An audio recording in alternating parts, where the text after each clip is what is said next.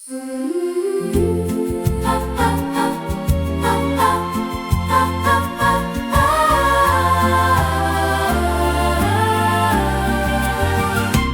bata pa tayo sa elementarya, bawat araw ay puno ng saya.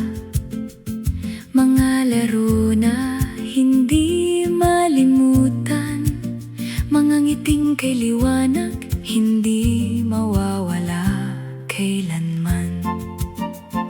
Sa silid-aralan na puno ng kulay, mga guro nating mapagmahal na nagturo ng aral, tagdang aralin na sama-sama nating ginagawa. Kwentuhan habang naghihintay sa uwian. Ngayon ay dumating ang araw na hinintay, mga mukhang dati nang kilala ay muling nakita. May mga naging profesional na, may mga may pamilya na, pero gaya ng dati ang saya. Pagkatapos ng mga taon, tayo ay nagkawatak-watak.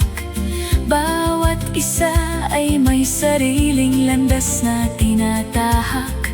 Mga bagong kaibigan, bagong paaralan, ngunit sa puso hindi lumisan.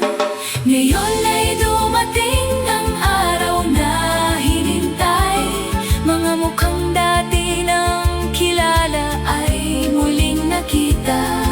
May mga naging profesional na, may mga may pamilya na, pero gaya ng dati ang saya.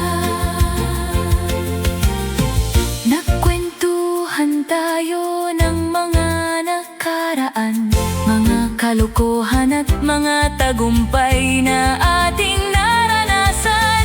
Binanggit natin ang mga guro nating mahal, at kung paano pangarap natin ay makamtan.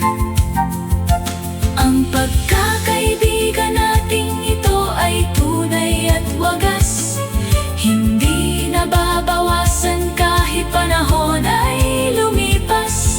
Isang pangako na hindi tayo magkakalimutan, at muling magkikita sa